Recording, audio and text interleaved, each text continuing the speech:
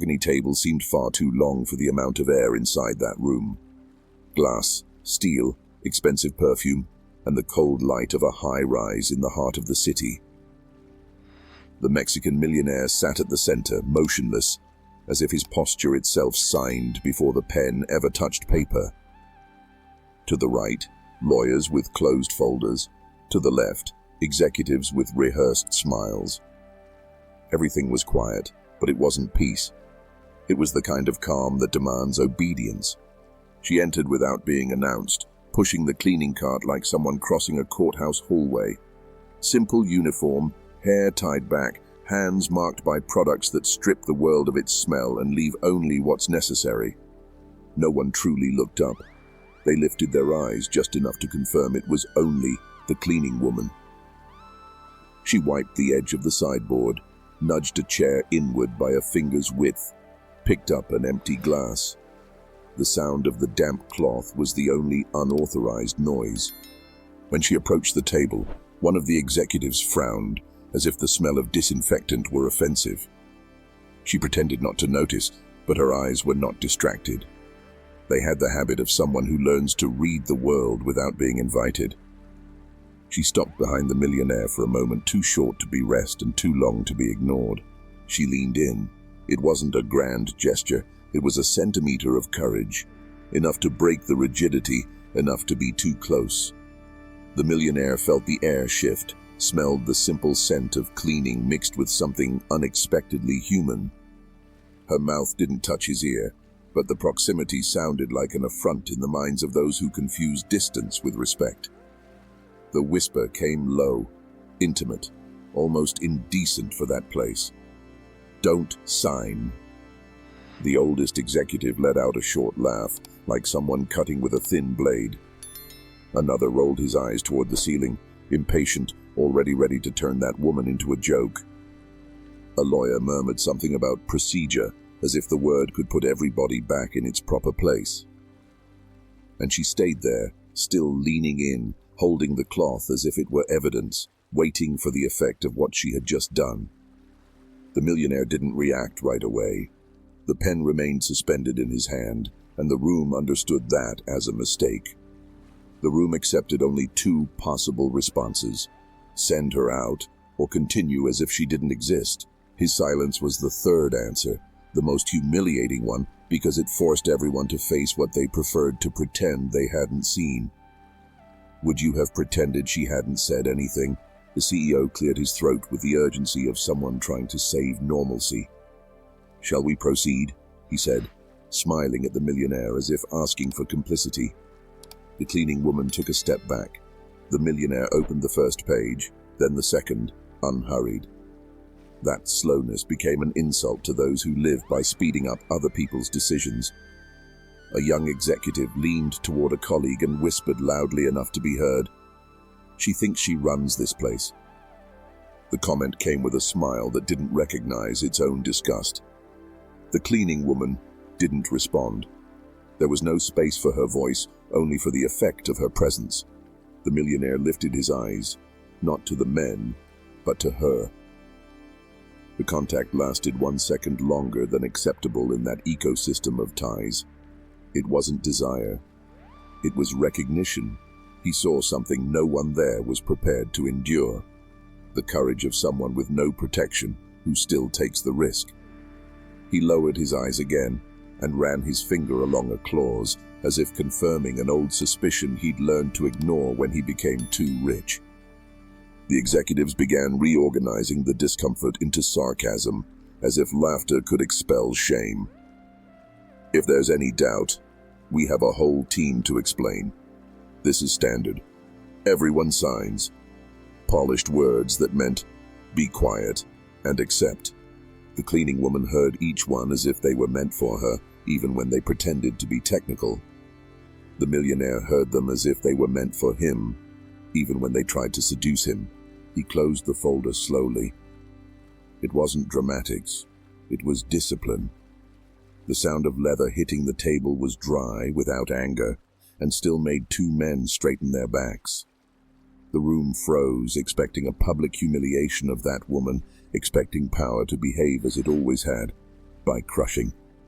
And she remained standing small in front of an enormous world without apologizing for existing there. The millionaire took a deep breath, and that breath seemed to cost more than money. A lawyer opened his mouth to resume the script. The millionaire raised his hand, and the gesture silenced everyone. It was just a hand, but in that place a hand decides who has the right to speak. Would you have the courage to stay silent when everyone demands that you confirm the lie? I'm not signing. The sentence didn't come out loud, it came out final. No explanation, no theatrics, no comforting justification to soothe others. The CFO laughed by reflex, as if it were a bad joke, and quickly realized it wasn't. The color drained from his face with the speed of someone who understands the size of the loss before understanding the reason. One executive tapped his fingertips on the table, irritated, trying to regain control through small sounds. With all due respect, this is irrational, he said, and the word respect rang false, because respect there had always meant obedience.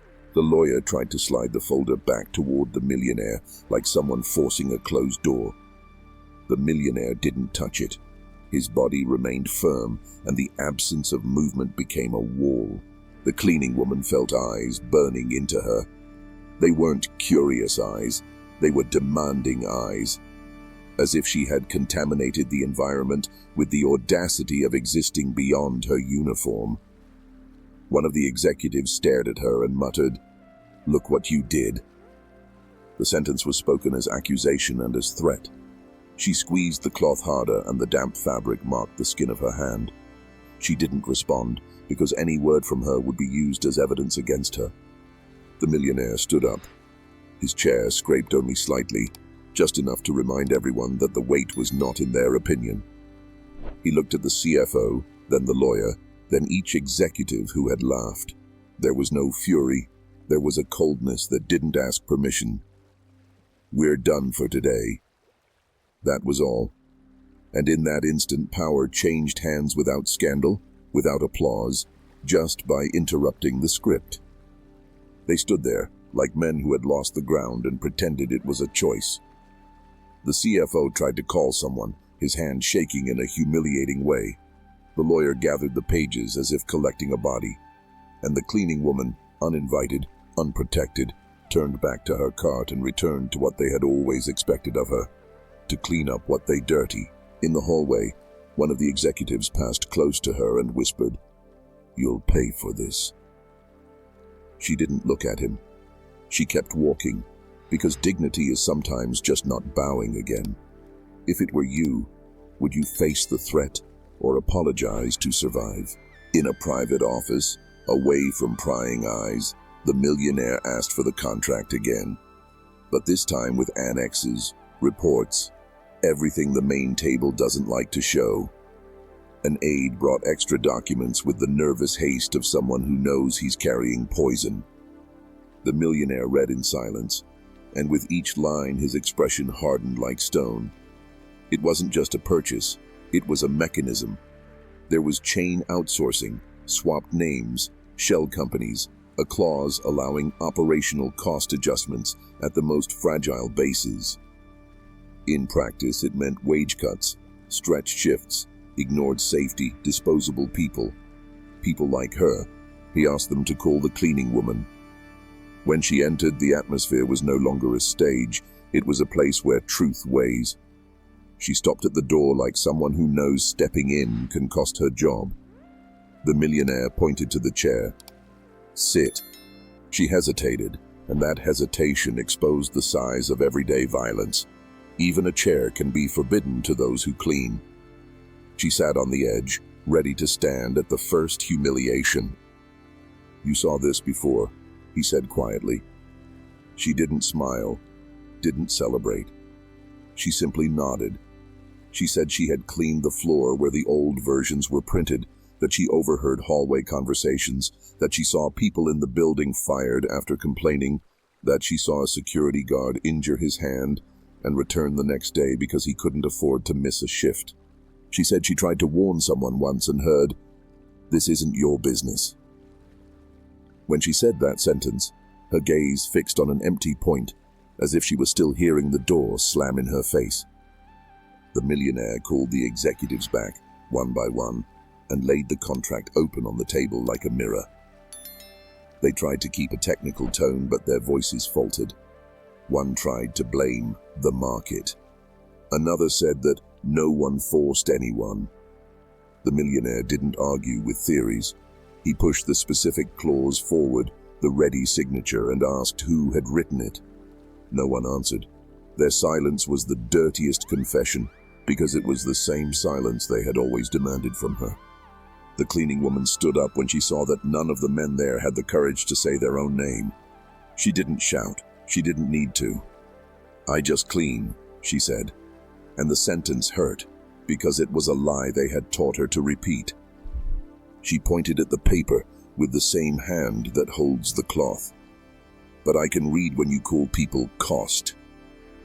An executive tried to laugh, and his voice broke halfway through, as if his throat refused the cynicism. For the first time, they saw themselves the way she always had. Well-dressed men hiding cruelty inside neutral words. The millionaire closed the contract and placed it in the folder like someone disarming a weapon. "This doesn't go through."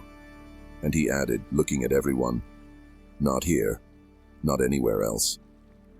The loss began there, and they felt panic. But their panic wasn't for the workers. It was for themselves. The room that had once been disturbed by her proximity now writhed under its own exposed guilt, naked, with no perfume to hide it. When everything was over, she returned to the hallway with her cart. No one apologized. No one thanked her. And, strangely, that didn't diminish her. It diminished them. The millionaire stopped beside her for a moment and placed a simple card in her hand. No grand promise, just real access. A direct number, a path to report without being crushed. She slipped it into her pocket like someone guarding a spark. If this story tightened something inside you, don't ignore that feeling. Subscribe to the channel and stay close, because here we don't let silence protect those who step on the invisible. And before you go, hold on to this truth no one in that room could face. Dignity is not asked for, it is upheld. Learn to do good, seek justice, rebuke the oppressor, defend the rights of the fatherless, plead the cause of the widow. Isaiah 1:17.